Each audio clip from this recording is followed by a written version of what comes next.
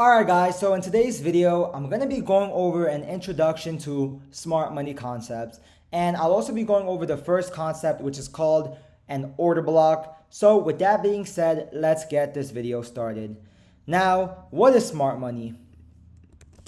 Smart money is basically the institutions like a hedge fund, and then the big banks, right? The central banks.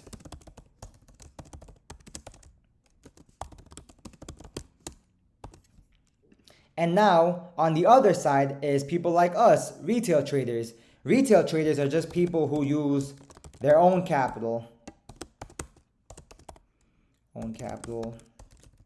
Let's just write the people. Now, the reason we're called smart money concepts is because we like to think that we trade like the banks, right? How retail traders trade is they use common trading patterns like double tops, double bottoms, wedges. Actually, for those of you who don't even know some retail trading patterns, let me just show you guys. So I just looked it up on Google, some common retail trading patterns, and what we see here is head and shoulder pattern. We see the triple top, triple bottom, double top, double bottom, trend lines, wedges. So that's how retail traders trade. Now, our goal as ICT traders who use smart money concepts is basically we like to target retail traders' stop losses because we believe that's where the liquidity is at. So what do I mean by this? Let me show you guys an example. Now, going back to that common retail trading pattern of the double top,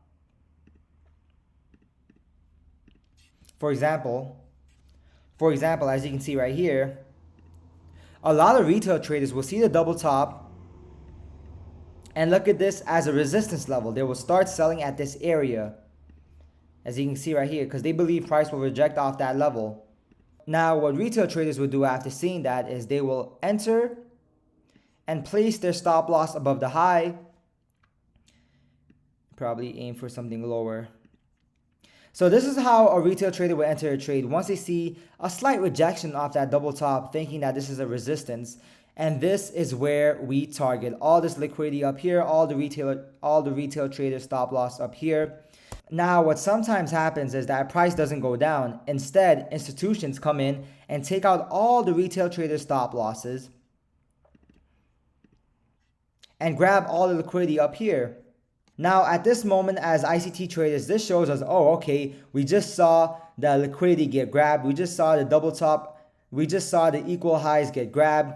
If price continues to the downside after that, what is now created is called an order block. Basically, it looks like a bearish engulfing candle. We see a bullish candle being engulfed by a bearish candle. Now, once we see this is a confirmation that institutions are in, that they are selling, that liquidity was grabbed. This is an indication that smart money is selling. So at this point, the bottom of the order block is where we enter. So once price comes back to the order block, this is where we get in with the institutions with smart money and continue selling.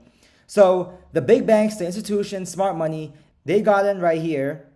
We as ICT traders are getting in at the confirmation that smart money grabbed liquidity and is placing a lot of sell orders. So then this is what we would do. We would place stop loss above the high and put our TP wherever we want to target.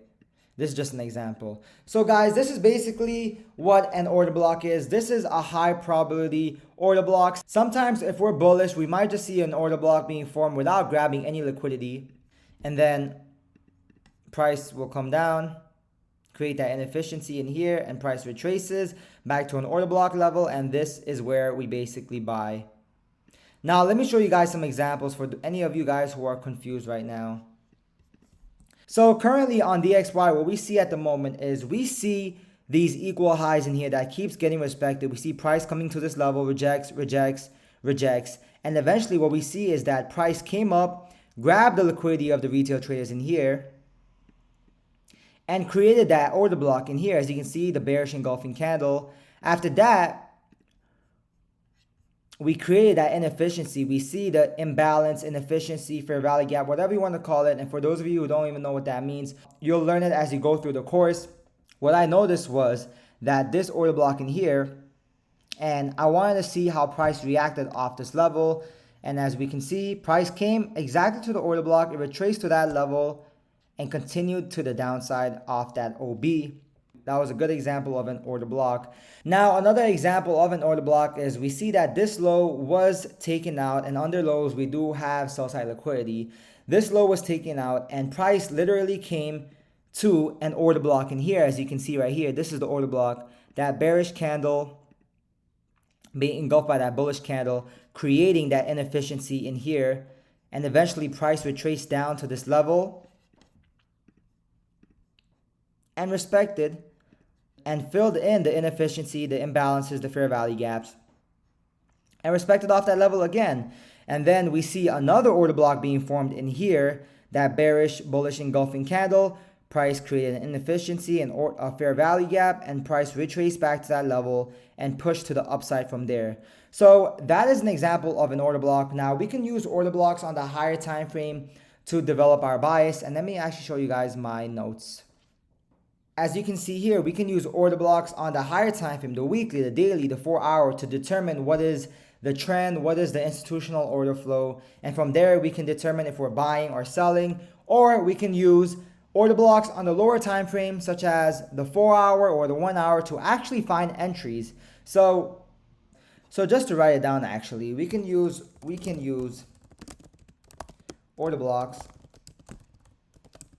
on the higher time frame, weekly, daily, to determine the institutional order flow or the trend, and then go on the lower time frame to find entries.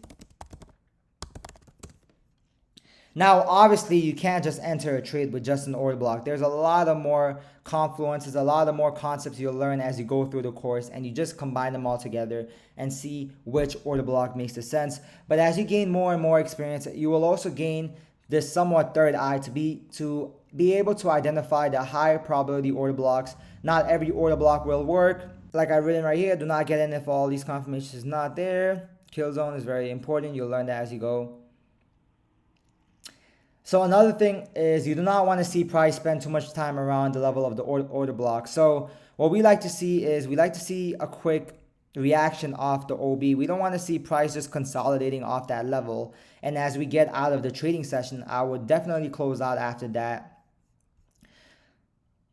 If it hangs around for a little bit, if it hangs around a little bit and we don't see the pop, the chances of your trade being profitable decreases exponentially. You can either abort the trade or you can cut the trade in half if you still have trust in that trade. And also, sometimes price can come to the 50% level of an order block, which is called the equilibrium of an OB. So what does that mean? Basically, for example, let me just look for an order block right here. So we see this bearish engulfing candle. And like I mentioned, we will find entries down here, and we did see a nice clean rejection. But sometimes price does come into the 50% of the order block as an equilibrium. And let me just, as we can see, and this will be the last area where we want to see a rejection off an order block. So at this area, if price were to come up here, this will be the last area. So let me actually see if there's a good example. Another order block in here was respected. This order block, price came exactly to it and rejected off that cleanly. Let's see, there really isn't an example of an 50% rejection level order block. So for example, with this order block, right? Like I said, an order block, the bearish candle being engulfed by a bullish candle, and it can also be a series of candles. It doesn't have to be just one big bullish engulfing candle. It could be a couple of candles engulfing it together. And what we see right here is the top of the OB, the bottom of the OB, and price came exactly to the 50% area. And then we can see a nice rejection off that level, as you can see right there. So that's what I mean by the 50% area of an order block. That's about as far as you should want it to trade into an order block. So that is basically it for an order block, and I'll catch you guys in the next video. Also, one thing before we go, as you go through the course, as you go through the videos, some of the videos might have a PDF attached to those videos. So be sure to check out the PDF. The PDF is very, very helpful. These are some of the PDFs that I made back when I was when I was studying this back in 2020 from all the old videos. Some of them are my notes, some of them are notes from ICT. So be on the watch out for the PDF. They're very, very, very, very helpful. So thanks for watching. I'll catch you guys next time.